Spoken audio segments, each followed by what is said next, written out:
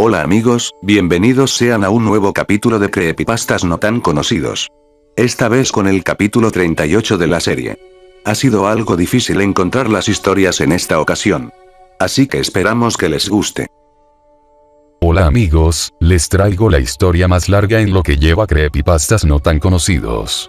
Así que acomódense y disfruten la historia. Comienzo. Agua.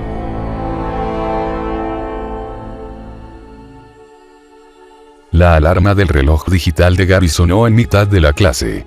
Tan solo faltaban 5 minutos para ir a casa y poder disfrutar de las vacaciones de Navidad. La tiza chirriaba, mientras la señora Coleman descifraba algunas ecuaciones en la pizarra. Las gotas de lluvia chocaban contra la ventana y el viento silbaba cosas inteligibles. Nadie prestaba atención a aquellos números excesivamente redondos, dibujados con esmero por la cincuentona profesora de matemáticas. A pesar de que el segundero del reloj avanzaba lenta y perezosamente, por fin alcanzó las 2. En ese momento el timbre sonó con intensidad y los chicos salieron de la clase a toda prisa, atropellándose unos a otros, como si estuvieran escapando del mismísimo infierno. La señora Coleman miró a los críos con resignación. Tengan unas felices fiestas. Y, por supuesto, no olviden hacer los deberes. A la vuelta los corregiremos. Los chicos rieron y salieron corriendo unos detrás de los otros. Gary fue el último en salir. Cuando la clase quedó desierta, la profesora sacó de su bolso granate una cajetilla de cigarrillos Winston y puso uno con delicadeza en sus finos labios ligeramente agrietados por el frío. Gary caminaba meditativo por el arcén de la carretera. Ese día no quiso coger el bus escolar y decidió ir andando hasta casa, la cual se encontraba a 2 kilómetros de distancia. Esa Navidad sería la cuarta que celebrarían sin la presencia de su padre.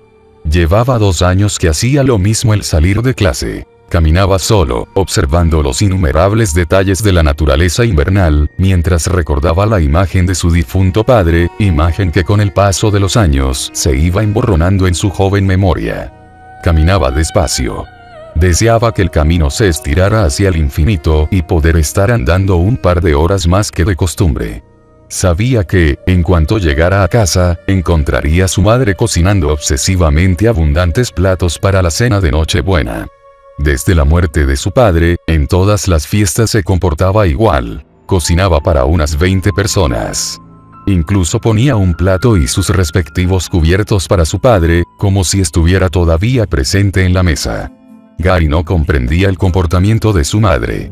Sabía que estaba loca, pero la idea de que el espíritu de su padre estuviera sentado a su lado en la cena de Nochebuena era una cosa que realmente le hacía erizar su piel. Después de pasear por el escurridizo arcén de la carretera 44, pasó por el río. Escuchó el agua cayendo por la cascada. Divisó a lo lejos el tejado rojizo de su acogedora casa. El viento cada vez era más fuerte y frío. Le costaba andar y en un par de ocasiones sintió que el viento lo llevaba consigo. Por fin llegó a la valla que rodeaba su casa. Atravesó el jardín. Fue directamente hacia la puerta trasera, donde se encontraba la cocina. Golpeó enérgicamente con los nudillos la puerta de madera maciza. La señora Hodges abrió la puerta con cara de preocupación. Hijo, ¿por qué has tardado tanto? Te dejé muy claro que no me gusta que vengas solo por la carretera. Podría atropellarte un coche o algún pervertido sexual podría secuestrarte y vender tus órganos en algún país del sur. ¿Quieres matarme de un infarto? Gary no contestó. Se dirigió hacia la sala principal, para llamar a su mejor amigo, Randy. Esa tarde irían de expedición al río y jugarían a lanzarse piedras entre los matorrales, como de costumbre. ¿No piensas comer nada? Insistió Catherine Hodges mientras se llenaba una copa de vino hasta el borde. Ahora comeré, mamá. Gruñó el pequeño, primero quiero llamar a Randy para quedar con él esta tarde. Empieza sin mí.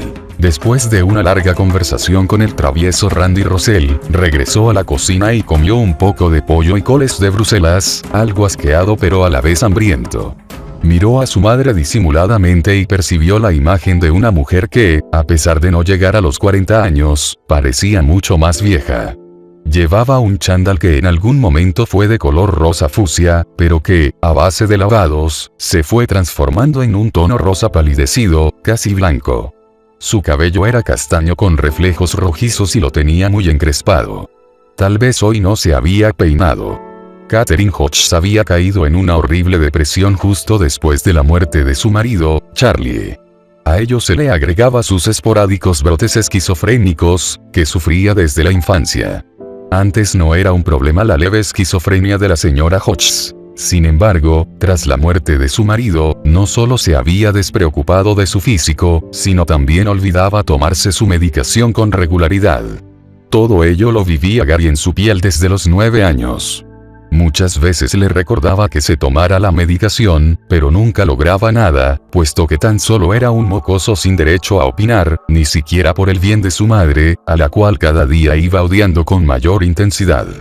Catherine advirtió a su hijo que por la tarde no podría salir de expedición al campo, debido a que a partir de las 5 habría una gran tormenta, y hasta el día siguiente no cesaría. Gary sabía que, cuando su madre le sugería que se quedase en casa, no era una mera sugerencia, era una sólida orden. Así que, después del almuerzo, volvió a llamar a su mejor amigo para aplazar el plan para la mañana siguiente. Hola. Gary identificó la voz de Edna Rosell, la madre de Randy. Buenas, soy Gary. Dijo tímidamente, ¿está Randy en casa? Quisiera hablar con él. Ah.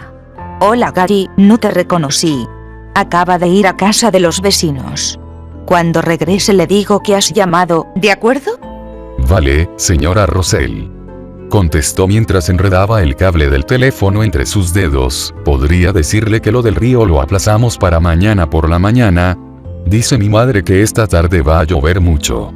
Claro, eso mismo le he dicho yo. De todos modos, cuando vuelva le diré que te llame. Respondió Edna. Por cierto, ¿cómo está tu madre?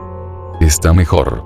No estaba mejor, pero a ella tampoco le importaba. ¿Quieres que te la pase? No importa, Gary, seguramente esté ahora descansando. Dale recuerdos de mi parte y dile que pronto iré a hacerle una visita. Yo se lo digo. Adiós. Adiós, pequeño. Le daré a Randy tu mensaje. Colgaron el teléfono a la vez. La tarde se le hizo interminable. La señora Hodges no paraba de cocinar, mientras cantaba viejas canciones de rock and roll y fumaba sin parar cigarrillos de liar, cuyo olor se alejaba mucho del olor de los cigarrillos de su profesora de matemáticas. Con el paso de los años supo que lo que su madre fumaba no era tabaco. La casa se impregnó de una mezcla dulzona de olores. Pescado asado, patatas fritas, pollo con verduras, dulce de leche, cerdo frito con salsa agridulce, chile con carne, en fin, un montón de comida que nadie se comería al día siguiente. Mientras tanto, el pequeño Gary jugaba con sus coches de juguete y observaba las despampanantes mujeres de su serie favorita, Los Ángeles de Charlie. Por fin sonó el reloj de la sala de estar. Las 11 en punto. Hora de dormir.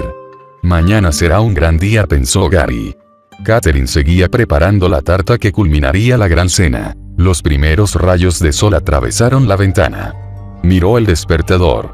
Tan solo eran las 5:45 de la mañana y la alarma sonaría sobre las 7 de la mañana. No pudo seguir durmiendo.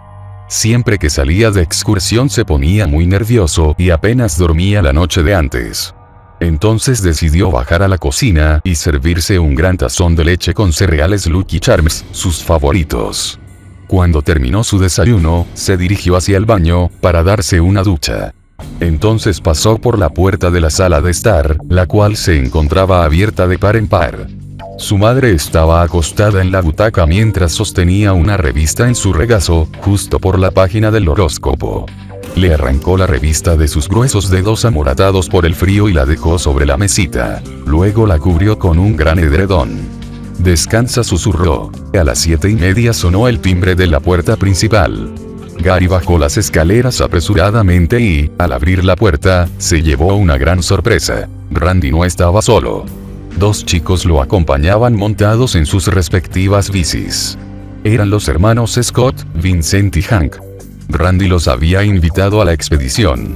Gary no había tratado mucho con aquellos chicos, puesto que eran de un curso superior al suyo. No le agradaba la idea de que aquellos muchachos fueran con ellos al río. No los conocía apenas y no le gustaba relacionarse con desconocidos, ni mucho menos irse a un lugar apartado del pueblo con ellos. Vincent no era un mal chico. Era estudioso y responsable, todo lo contrario al alocado de su hermano mellizo Hank, fanático de los deportes y de las chicas. Cuando Gary sacó la bicicleta del sótano, su madre se asomó al porche y le lanzó una mirada de advertencia. «Ten cuidado, hijo», quiso decir, pero permaneció en silencio. Gary entendió a la perfección su mirada. Los 4 chicos partieron. El trayecto se les hizo un poco largo. Fueron prudentes, ya que el asfalto de la carretera estaba aún húmedo y escurridizo, debido a la tormenta de la noche anterior. Se desviaron hacia la derecha, introduciéndose en el bosque. Avanzaron por un camino, que ellos mismos habían hecho entre la maleza días atrás. Randy y él solían ir al río los fines de semana y allí pescaban, jugaban al escondite y, en alguna ocasión, hacían una hoguera y contaban historias de terror. Era una especie de ritual para ellos, una manera de librarse del estrés escolar y de las voces de sus madres, ambas amigas desde la infancia y un poco desequilibradas. A su paso escuchaban algún que otro roedor removerse en sus cálidas madrigueras, las ramas secas crujían aplastadas por las ruedas de las bicis y el aire parecía susurrar en ocasiones la palabra peligro. Todo estaba muy tranquilo, demasiado. Pero era invierno y se entendía. La naturaleza en esa época del año permanece muerta, o casi. Pasaron por un gran charco de agua y barro. Se pusieron perdidos. Aparcaron las bicicletas detrás de unos matorrales, para que ningún merodeador se las robaran. Eso les ocasionaría una gran disputa con sus respectivos padres. Tomaron una senda escondida. Caminaban en fila india. Primero Randy y Gary, que eran los conocedores de la ruta, después Hank y, por último, Vincent, que andaba distraído. «No entiendo por qué has querido venir, Vincent», le recriminó su hermano, «el bosque está hecho para hombres de verdad y tú eres una nenaza. Te recuerdo que el que sigue orinándose en la cama eres tú». Se mofó Vincent. En aquel momento, Hank paró en seco, se volvió hacia su hermano y le propinó un buen puñetazo en el brazo izquierdo. Gary y Randy rieron, Vincent no tanto. Ya se escuchaba la cascada. Estaban cerca, solo les quedaba unos 100 pasos más. Conforme se iban aproximando al río, el entorno adquiría una mayor humedad. Gary se subió la cremallera del anorak y se tapó el rostro hasta los ojos con su bufanda verde botella. Pasaron cerca de la cascada. El agua que caía por ella parecía la seda de un velo de novia y su sonido era tan relajante e hipnotizador. Randy quería llevarlos hasta una zona donde había unas grandes rocas, en las que se podrían sentar los 4 exploradores y observar desde sus tronos el inmenso y hermoso río. Llegaron a su destino. Los chicos soltaron sus mochilas y sus cañas de pescar. Hoy será un gran día, pensó Gary, esta vez en voz alta. Los hermanos Scott seguían discutiendo. Randy se acomodó en una dura roca y, con un palo, empezó a quitarse el barro que se le había pegado en la suela de sus botas. Gary estaba sentado justo a su lado. «No paran de pelearse», dijo Gary, mientras preparaba su caña de pescar. Randy dejó de limpiarse las botas. Sospechó que en el camino de vuelta a casa volvería a ensuciárselas, así que era una estupidez limpiarlas en ese momento. Miró a los ojos de Gary. «Sé que no te ha gustado que vinieran estos dos con nosotros, pero les he dicho que nos acompañen porque tienen algo que te encantará», aseguró Randy. «¿Recuerdas que este verano te conté que hace años vivió una mujer muy rara en el pueblo? La que tenía una casa cerca del cementerio.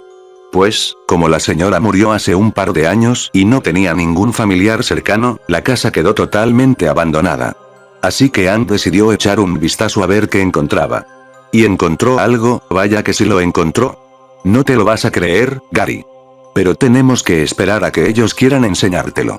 «Vale», sonrió Gary Hodges, «solo espero que no sean fotografías de la vieja en ropa interior». Gary soltó una carcajada semejante a un ladrido. Sin embargo, Randy no lo acompañó, permanecía serio mirándolo a los ojos. En su rostro se dibujó una mueca que no le agradó nada a Gary. «Esta vez no estoy bromeando», repuso Randy. «Pero ahora vamos a preparar las cosas para pescar o podemos hacer la hoguera ya, si quieres». La mañana transcurrió vertiginosamente hasta alcanzar las 12 del mediodía. Los chicos sacaron sus bocadillos envueltos cuidadosamente en film transparente y comieron con apetito. El cielo se cubrió con nubes grisáceas y las sombras de los árboles se fueron desvaneciendo poco a poco. Después del banquete, Hank cogió de su desgastada mochila unas latas de cerveza y un paquete de cigarrillos Pall Mall. Abrió una lata, bebió y se la pasó a Randy. Randy se la pasó a Gary. Lo mismo hizo con el cigarrillo. Vincent estaba apoyado en el tronco de un árbol deshojado y los observaba por encima de su cómic de Scooby-Doo. No pudo evitar una gran carcajada cuando a Gary le dio un ataque de tos al probar su primera calada. Los hermanos Scott dejaron de discutir entre ellos hacía tiempo y congeniaron bastante bien con los otros dos chicos. De repente, Vincent se levantó y se apartó del árbol que le había estado sirviendo de respaldo, caminó hacia su mochila y guardó su cómic. Se acercó a los muchachos con una sonrisa socarrona.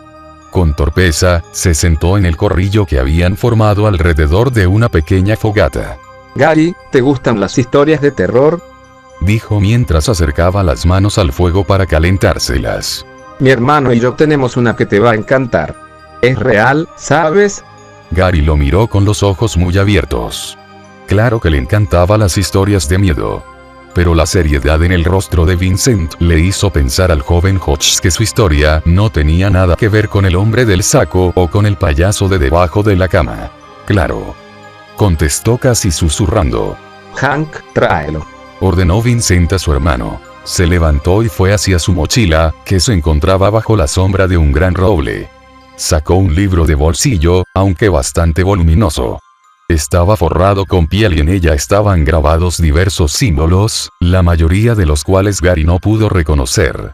Una gran circunferencia con una estrella invertida ocupaba toda la portada. En ese momento, Hank se convirtió en el centro de atención de los muchachos. Contó cómo había roto la ventana del baño de la casa de Eric Edward y se había adentrado a las profundidades de la polvorienta y deteriorada casa. Presumía de cómo había esquivado las grandes ratas que correteaban por los pasillos. Mató 3, aunque seguramente estaba exagerando y se limitó a correr hasta llegar a su objetivo, el desván. Eric Edward era una anciana que vestía con ropas estrafalarias, coja de un pie y con los ojos fríos y grises. Gary no la recordaba, ya que había muerto 8 años atrás y, en aquella época, tan solo tendría unos 5 años. No se sabía con exactitud cuál era la tierra natal de la señora Edward, lo único que se rumoreaba de ella era que hacía sesiones de magia negra detrás de su casa. Fue viuda de 3 maridos distintos. Según los vecinos, hacía que las embarazadas perdieran a su bebé si les guiñaba el ojo. Además, en el año 1970, 2 niños desaparecieron en el pueblo. Decían que la anciana los había secuestrado para extraer su sangre, que seguramente le serviría para hacer rituales satánicos e invocar a sus difuntos maridos. Los más supersticiosos la miraban por encima del hombro, con preocupación. A Gary le extrañó que su madre no le hubiera hablado nunca de aquella mujer. Las embarazadas ni siquiera se atrevían a mirarla a los ojos. Los niños eran los más valientes. Algunos le insultaban y corrían para que ésta no los alcanzara, otros iban a tirar piedras a las grandes vidrieras de su casa. Eric Edward también fue la protagonista de varios escándalos en el pueblo y alrededores. En una ocasión, había ido a la frutería a comprar totalmente desnuda y, cuando una joven le preguntó por qué no se había vestido, ella le respondió con un espantoso mordisco en la oreja. Y digo espantoso, porque casi que se la arrancó. Era una salvaje, o eso decían. Hank le lanzó el libro a su hermano mellizo, que se encontraba justo enfrente. Gary lo miraba embobado. Randy, que ya se conocía la historia, se había apartado a las rocas de la orilla y miraba distraído la corriente del río. Vincent continuó contando la historia. Yo me quedé fuera. No me pareció buena idea entrar en una casa sin permiso alguno. Pero me atraía la idea de conocer qué es lo que se escondía tras esos gruesos muros de cemento. No soy muy ágil, lo reconozco. Por ese mismo motivo le dije a mi hermano que saltara por la ventana del aseo, que es la que se encuentra más escondida. Nosotros actuamos así, ya sabéis, yo pienso y él hace el trabajo sucio, ja, ja, ja. yo me quedaría vigilando el camino de la entrada detrás de un espeso matorral, por si alguien pasaba por allí, poder avisar rápidamente a Hank. Cuando salió por la estrecha ventana del baño, traía la cara desencajada y estaba empapado de sudor. Encontró el libro en el desván, junto a unas cartas de tarot y un gato negro disecado. Espeluznante, ¿verdad? El libro parece auténtico, está escrito a máquina, aunque algunas páginas están escritas con tinta roja o sangre. No sabemos muy bien lo que es. Luego, Vincent le dio el libro a Gary, para que le echara un vistazo. Lo abrió por la primera página sin mediar palabra. No tenía título, aunque observó una fecha. 8 de noviembre de 1759. Pasó lentamente las páginas, contemplando los grabados.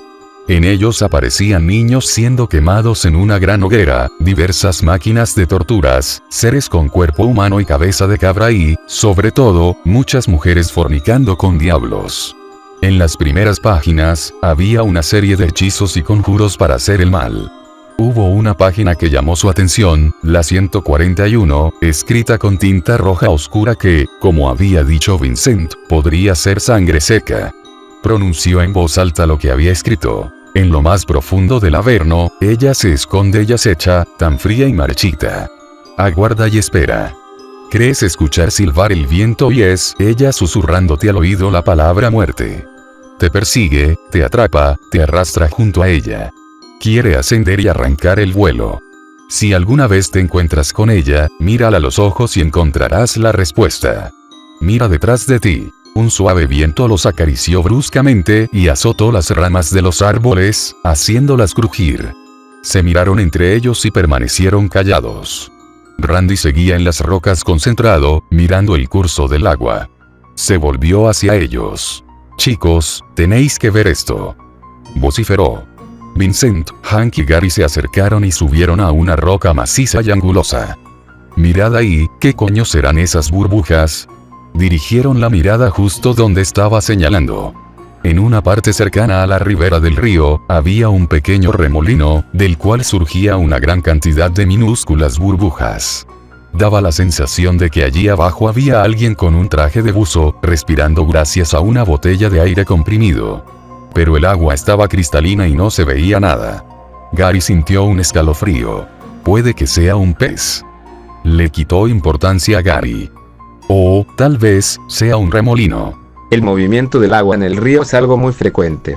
Aunque creas que está en total calma, en su interior siempre hay remolinos.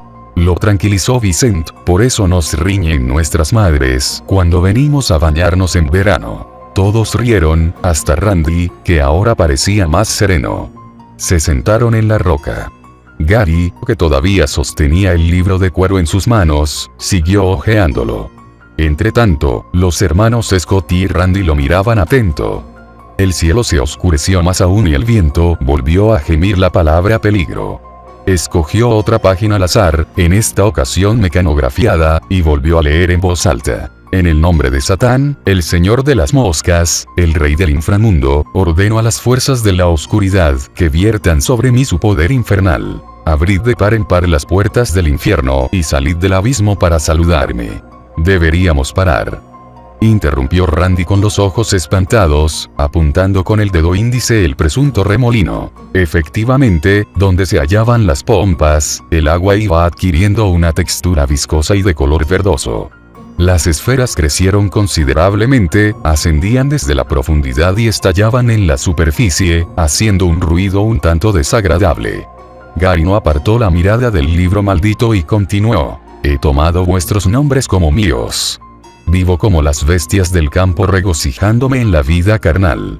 Devuelve a la vida a este trozo de carne podrida. Oh, Señor de las moscas, devuélvenos esta alma impura. Por todos los dioses del Averno, ordeno que todo lo que diga suceda. Las burbujas explotaban con violencia, produciendo un sonido semejante a los globos de goma de mascar al reventar. Un sonido que odiaba la señora Coleman y que, a partir de ese día, Gary odiaría aún más. Los chicos aterrados bajaron de la roca cuidadosamente, para no abrirse la crisma.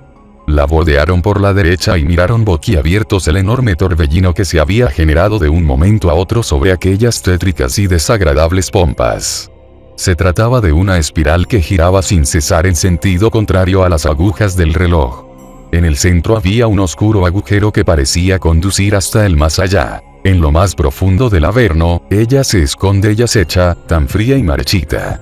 Aguarda y espera. Abrid de par en par las puertas del infierno y salid del abismo para saludarme. Fueron rápidamente hasta sus pertenencias, situadas debajo del viejo roble que se encontraba a unos 20 metros de distancia. Hank estaba muy extraño. Le brillaban los ojos demasiado y en su cara se dibujaba una extraña mueca torcida. Una expresión que nunca había mostrado antes a su mejor amigo, Gary. No perdamos la calma, Recomendó Vincent con los ojos inundados en lágrimas. Debemos recoger todo y que no se nos olvide nada, si no nuestros padres nos matarán. En ese momento, Gary se alegró de no tener padre y, rápidamente, recordó que a él le esperaba algo mucho peor. Grandes montañas de comida que tendría que comer sin rechistar. De lo contrario, sufriría otro ataque de histeria de su madre. Y, entonces, en ese momento, deseó no tener madre. Hank y Gary hicieron caso y empezaron a recoger lo más rápido que pudieron. Entretanto, Randy seguía mirando el gran torbellino sin parpadear apenas. Gary se acercó a Randy y le tiró del brazo, llevándolo junto a ellos. Le inquietaba la actitud que estaba teniendo desde que había visto las dichosas burbujas. Parecía hipnotizado. En esta ocasión, el viento se levantó intensamente, emitiendo un sonido muy parecido a un ronco murmullo. ¿Crees escuchar silbar el viento? Y es ella susurrándote al oído la palabra muerte. Cuando todo estaba recogido, los chicos visualizaron de lejos el torbellino. Continuaba rotando. Sin embargo, la intensidad de rotación fue disminuyendo. Con las mochilas a la espalda y las cañas de pescar sobre el hombro se dirigieron hacia el camino de vuelta. Pero, justo en el momento en el que se iban a introducir en el denso bosque, un grito de mujer les hizo pegar un gran salto. Todos se volvieron, y de nuevo dirigieron la vista hacia el torbellino. La voz había surgido de allí. Hubo un momento de silencio. La cascada se escuchaba a lo lejos. Inconscientemente, los 4 muchachos se acercaron poco a poco a la orilla. Una fuerza invisible los atraía hacia el remolino y su inmenso agujero central. Gary pudo distinguir algo que salía del remolino. Las burbujas viscosas volvieron a explotar violentamente. Unas manos afloraron al exterior. Eran blancas, marcadas con gruesas venas azules, y estaban arrugadas y agrietadas. No tenía uñas, tan solo 10 huecos ensangrentados, en los que alguna vez estuvieron. Devuelve a la vida a este trozo de carne podrida. Oh, Señor de las moscas, devuélvenos este alma impura. Se encontraban a unos 10 metros de distancia del agua. Gary estaba paralizado. No sabía bien si por el miedo o porque esa cosa tenía verdaderos poderes hipnotizadores. El resto de chicos también permanecieron inmóviles. Después de las manos, asomaron unos brazos excesivamente pálidos y descarnados, luego una larga cabellera negra y grasienta. Al observar su rostro, el corazón de Gary aceleró sus latidos a una velocidad sorprendente. Se trataba de una cara arrugada e hinchada por haber estado bajo el agua durante años, o tal vez siglos. Tenía las cuencas oculares vacías y de ellas brotaban unas finas y prolongadas plantas acuáticas. De sus oídos, nariz y boca también sobresalían plantas, que recorrían su rostro y terminaban enredándose en su amoratado cuello. Estaba desnuda.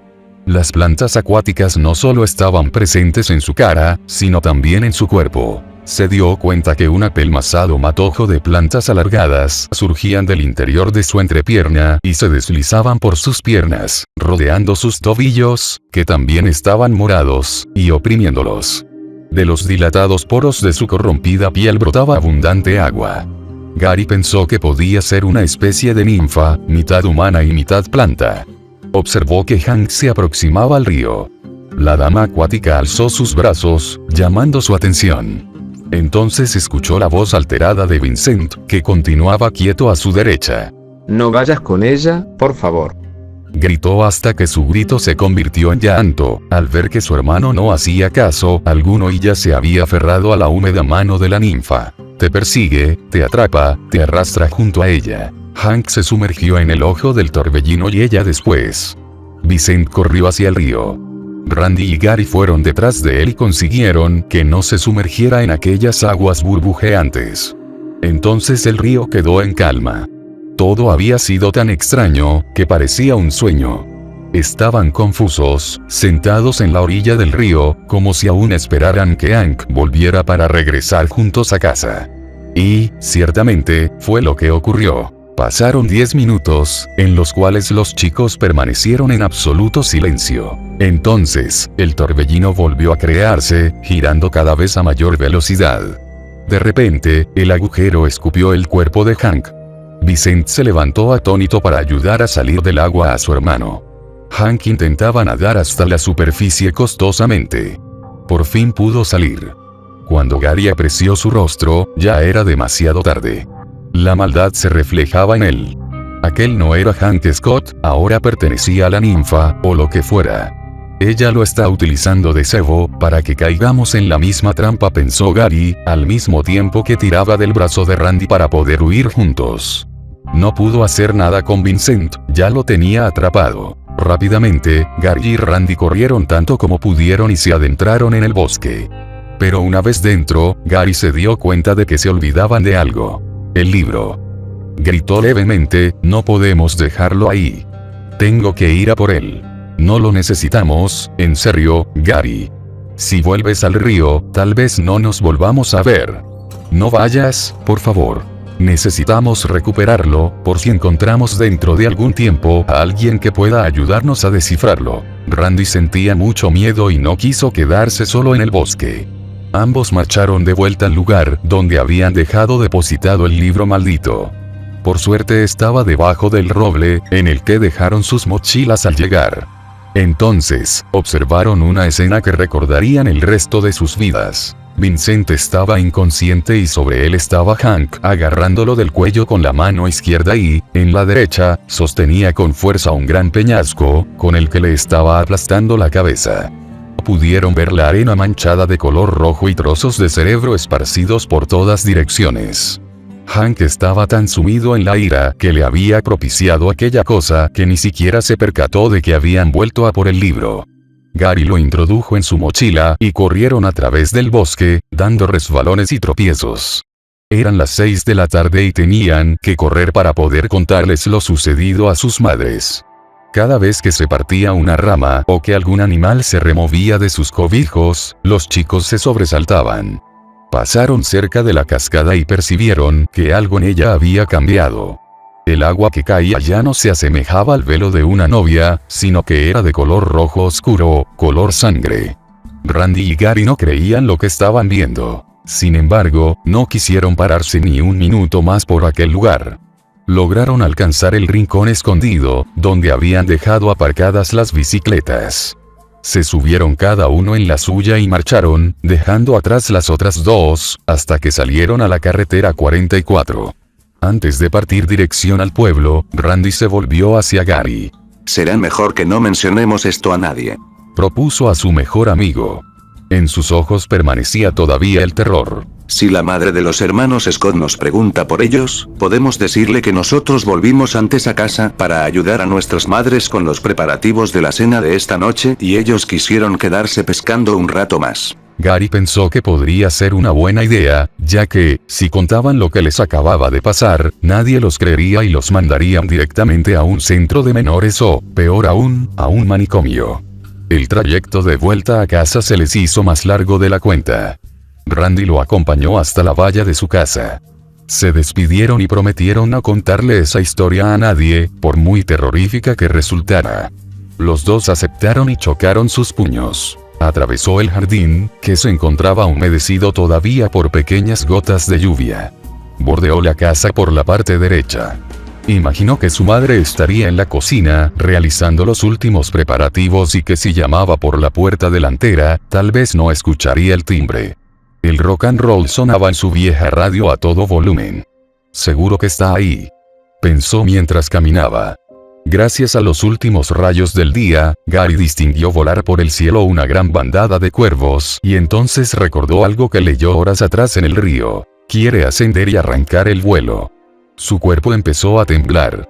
Consiguió llegar a la puerta trasera sin derramar una sola lágrima, puesto que no quería ser descubierto, ni siquiera por su madre. Golpeó la puerta con los nudillos, esperó un rato, nada. Seguramente, la señora Hodge se habría quedado dormida en la butaca exhausta, como ocurría en casi todas las fiestas. Corrió hacia el porche y tocó el timbre. Entonces se dio cuenta de que la puerta estaba abierta. Se asomó tímidamente al recibidor. Al fondo del pasillo se veía la luz de la cocina encendida. «Mamá. Ya estoy aquí». Alzó la voz desde la puerta, intentando disimular su terror. «¿Dónde estás?» Pequeño, estoy en la cocina. Contestó Catherine Hodges mientras bajaba el volumen de la radio. Deja la puerta encajada, por favor. Suspiró aliviado y se dirigió a la cocina. Olía a comida recalentada del día anterior. Al entrar, pudo ver a su madre más arreglada de lo normal. Se había puesto un vestido negro de tirantes, que le cubría hasta las rodillas, unos tacones rojos y la gargantilla que Charlie Hodges le regaló cuando eran novios, brillaba en su pecho. También se había peinado y llevaba una diadema. Los labios estaban coloreados de carmín. Gary la miró sorprendido. La señora Hodges no se arreglaba ni en las ocasiones más especiales. Removía una cacerola con salsa de almendras. Ya está todo listo. Miró a su hijo con expresión ausente. Vamos. Ayúdame con los platos. El mantel, los cubiertos, las copas y las servilletas ya están en la mesa. Solo queda la comida. A sus órdenes. Gary sonrió sin ganas. Pero mamá, no entiendo por qué has hecho tantísima comida. Sabes que el año pasado sobró y tuvimos que llevarlo al comedor social. El año anterior Es que hoy tenemos invitados especiales, cariño. Interrumpió Catherine. Gary la miró con preocupación. Temía que su madre ya hubiera encontrado el sustituto de su padre. Que seguramente estaría obseso, si era capaz de engullir todo lo que había preparado. Vamos, ayúdame con el pavo. Lo llevaremos entre los dos. Ambos agarraron los extremos de la bandeja. Era una bandeja enorme de plata, que contenía un pavo gigantesco de unos 20 o 30 kilos. A Gary le pareció una escena bastante cómica. Hicieron un gran esfuerzo, al levantar el monstruoso pavo de la mesa de la cocina. Cuando entraron al comedor, el chico se quedó bastante sorprendido. No estaba el sustituto de su padre, pero tampoco había nadie más. Sinceramente, creo que mi madre cada día que pasa está más chiflada, se dijo Gary. Este año no solo había preparado un sitio de más vacío, sino 3. Se sentaron alrededor de la mesa redonda. Las servilletas estaban delicadamente dobladas. Todos los cubiertos y copas habían sido colocados en su posición correcta. La televisión apagada, por supuesto, para que los comensales pudieran conversar sin interrupción. Mamá, estás loca de remate. Un segundo después se tapó la boca con las manos. Había pensado en voz alta y eso le conllevaría un buen castigo. Lo siento, no quise ofenderte. Otro día cualquiera, Catherine Hodges hubiera respondido gritando, tirándose de los pelos, o tal vez le habría arrojado la bandeja con el pavo de 30 kilos a la cabeza. Sin embargo, hoy tenían invitados especiales. Contrólate, cielo, que los invitados acaban de entrar. Y, en cuanto lo decía, la puerta de la entrada, que había dejado encajada el pequeño Gary, se abría y se cerraba. Pasen, por favor. Estamos en el comedor. Primera habitación a la derecha. Nadie respondió. La puerta del comedor estaba totalmente abierta. No se escuchaban pasos, ni siquiera un murmullo. Intentó no prestar atención a los brotes esquizofrénicos de su madre.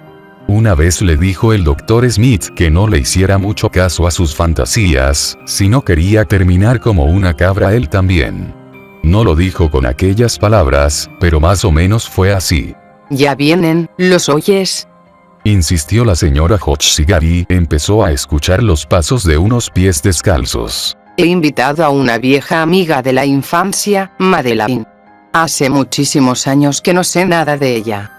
Es más, pensé que un pervertido la había asesinado en el río. Gary empezó a llorar silenciosamente con la cabeza gacha. No podía creer lo que estaba escuchando. ¿Sería posible que su propia madre le hubiera preparado una encerrona? Oh, Gary, no llores. Lo consoló como si todavía lo quisiera. No solo ha venido ella, ¿no ves que he preparado 2 asientos más? Son para tus amigos, los hijos de los Scott, Vincent y Hank, con los que hoy has ido de excursión. Está bien, esto no es una simple coincidencia. Vienen a por mí, porque yo soy el que tiene el libro. Y mi madre es tan débil mentalmente que la han hipnotizado. Papá desearía que estuvieras aquí, pensó. Y, en ese mismo instante, una mano tocó su hombro. Papá. Giró su cabeza y pudo ver la horrible mano putrefacta sin uñas, cuyas venas se confundían con las plantas que permanecían adheridas a su piel. Gritó, pero no pudo moverse, ya que estaba paralizado de nuevo. Miró a su madre y apreció que las cuencas de sus ojos estaban vacías y de ellas brotaban plantas. Hank y Vincent Scott tenían el mismo aspecto. Ella permanecía detrás de él. Si alguna vez te encuentras con ella, mírala a los ojos y encontrarás la respuesta. Mira detrás de ti. Hola amigos, yo soy Sao. Y les traigo una historia mucho más corta, ya que gracias a Cristóbal tuvimos que acortar algunas historias. Pero bueno, comienzo. Pesadilla en azul.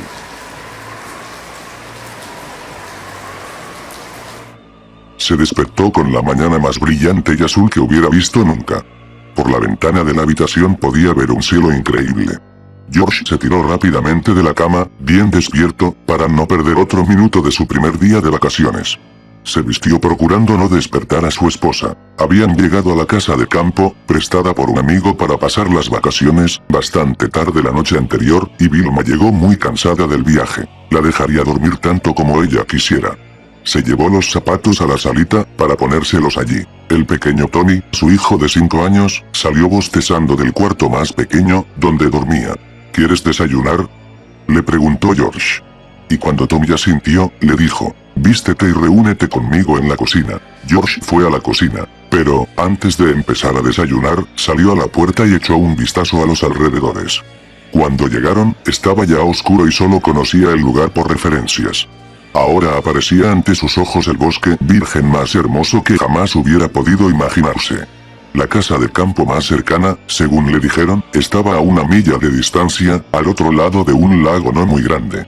No alcanzaba a verlo por los árboles, pero el camino que se iniciaba en la puerta de la cocina conducía hasta sus orillas, a menos de 1/4 de milla de distancia. Su amigo le dijo que estaba bien para nadar y pescar. La natación no le interesaba a George. No tenía miedo al agua, pero tampoco le gustaba de forma especial, y nunca aprendió a nadar. Su esposa sí era una buena nadadora y también lo era Tommy, un verdadero renacuajo. Tommy se le unió enseguida. Para el chico, la idea de estar vestido era ponerse un bañador, y eso no le llevó mucho tiempo. Papá, propuso, vamos a ver el lago antes de desayunar, ¿eh? Muy bien, aceptó George. No tenía hambre y, para cuando regresaran, quizá Vilma estaría ya despierta. El lago era hermoso, de un azul más intenso que el del cielo, y terso como un espejo. Tommy se lanzó alegremente al agua mientras George le pedía insistentemente que se quedara cerca de la orilla. ¿Puedo nadar bien, papá? Muy bien. Sí, pero tu madre no está aquí. Mantente cerca. El agua está tibia, papá. A lo lejos, George vio saltar un pez. Después del desayuno volvería con su caña para tratar de pescar una trucha. Le dijeron que la vereda que corría a lo largo de la orilla conducía a un lugar, un par de millas más adelante, donde se podían alquilar botes. Trató de distinguir a lo lejos ese embarcadero. Repentinamente hubo un grito de angustia. «Papá, mi pierna». George se dio la vuelta y vio desaparecer la cabeza de Tommy, a unos 20 metros de distancia. Debía tratarse de un calambre, pensó frenéticamente. Tommy sabía nadar muy bien. Durante un segundo estuvo a punto de arrojarse al agua, pero se dijo que de nada serviría ahogarse también. Si pudiera avisar a Vilma habría alguna posibilidad. Corrió hacia la casa. Unos 100 metros antes empezó a gritar, a todo pulmón. «Vilma. Vilma». Cuando llegó a la cocina, ella salió, en pijama todavía. Corrió tras él, de regreso al lago y pronto le alcanzó dejándole atrás, hasta llegar a la orilla del lago con una ventaja de casi 50 metros, y arrojarse al agua nadando vigorosamente hacia el punto donde apareció durante un momento la parte posterior de la cabeza del niño flotando en la superficie. Vilma llegó en unas cuantas brazadas, lo agarró y entonces, al enderezar el cuerpo para regresar, George pudo ver con horror, un horror reflejado también en los ojos azules de su esposa, que ella estaba de pie sobre el fondo del lago, abrazando a su hijo muerto, ahogado en tan solo 3 pies de agua. Gracias Cristóbal, ahora tuvimos que buscar historias cortas para no hacer tan largo el episodio, eres tan considerado. Claro, no es porque no hayamos podido encontrar historias largas. En fin, comienzo. La gran tormenta. Nos esperaba un castigo divino por lo que hemos hecho con nuestra madre tierra. Deforestación, contaminación, extinción. Solo algunas de las horribles cosas que hemos hecho durante tantos y tantos años. Sintiéndonos orgullosos de la destrucción de nuestra propia casa. Todo para tener bienes materiales que nos hagan sentir importantes con nuestras insulsas vida. Y hoy, en el clímax del consumismo, en vísperas de Navidad, cuando las tiendas han sido literalmente saqueadas para adquirir productos banales, obsequios navideños les llamamos, cerramos el ciclo. Pues cada año, al agotar las existencias, seguimos atacando los bosques, los mares, los ríos, la tierra. Exprimiéndole todo a nuestro mundo para seguir consumiendo y seguir obsequiando. Porque es claro de que de eso se trata todo lo navideño, regalar para recibir. Y las cosas nunca terminarán. O eso creímos. Ahora que la gran tormenta vino, imparable, inexorable, todos nos aferramos a la fe, cualquiera que ésta sea. Somos hipócritas. Son apenas 5 días de tormenta, y las calles están cubiertas por una capa de nieve de más de 3 metros. La naturaleza nos está sepultando vivos en un congelador en el cual quedaremos preservados como un recuerdo, no, como una advertencia de lo que sucede cuando no respetas y asesinas a quien te ha dado cobijo, techo y alimento. Todos estamos aislados, no hay comunicaciones, no hay agua corriente en las tuberías, la calefacción hace 4 días que se abrió, no hay luz eléctrica ni comida.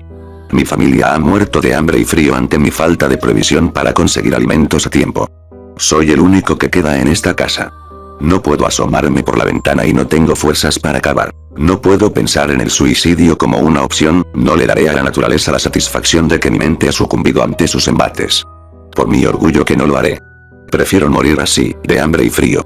Pero no me quitaré la vida. Hoy es Navidad y tengo a mi familia reunida, y muerta, pero está aquí, conmigo, y eso es motivo de celebración. Me tendí junto a sus cadáveres, ya tiesos, pues el rigor mortis ya ha aparecido. Me ha costado vestirlos para la ocasión.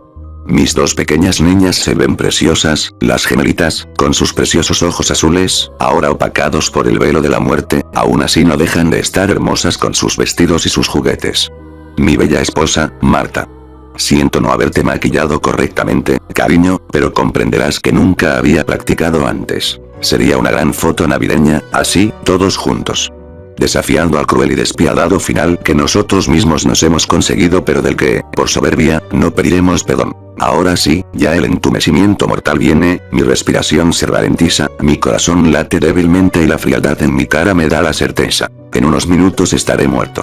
El hambre, el frío, son terribles, es un infierno que pronto cesará. Pasan los minutos.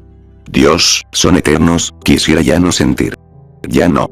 Quiero gritar para liberar la tensión, pero no puedo, estoy paralizado. Debí matarme para no pasar por esto, maldita sea. Oh, Dios, perdón por todo. Miguel, Miguel. Despierta, que te has quedado dormido. ¿Qué pasó? Pues que te has quedado dormido, imbécil, y mírate, tienes la cara azul, jajaja. Seguramente el frío de la ventana entreabierta te daba justo en el rostro. Lo bueno que he sido yo y no el jefe quien te ha visto así. Si no, ya estuvieras despedido ya 5 días de Navidad, ¿te imaginas? Carajo, Marco. Gracias por despertarme, tuve un sueño terrible, sobre que venía una gran tormenta y... La tormenta. A eso venía, hay que apurarse porque viene en camino una nevada y dicen que será grande. Vámonos para no quedarnos atascados en el tránsito. Tormenta. No, no puede ser. ¿Qué haces, Miguel? Cierra esa ventana que estamos en el 6º piso y está helando. No, ¿qué haces? No saltes, Miguel. No, Miguel. Bueno amigos, esto ha sido todo por hoy. Espero que les haya gustado, y lo hayan disfrutado. Este es el primer capítulo de Creepypastas del mes del terror del 2015. Esperamos sus comentarios, que esto apenas comienza. Y recuerden, hay cosas allá afuera que quieren hacerte daño. Pero lo que está detrás de ti tampoco es muy amigable.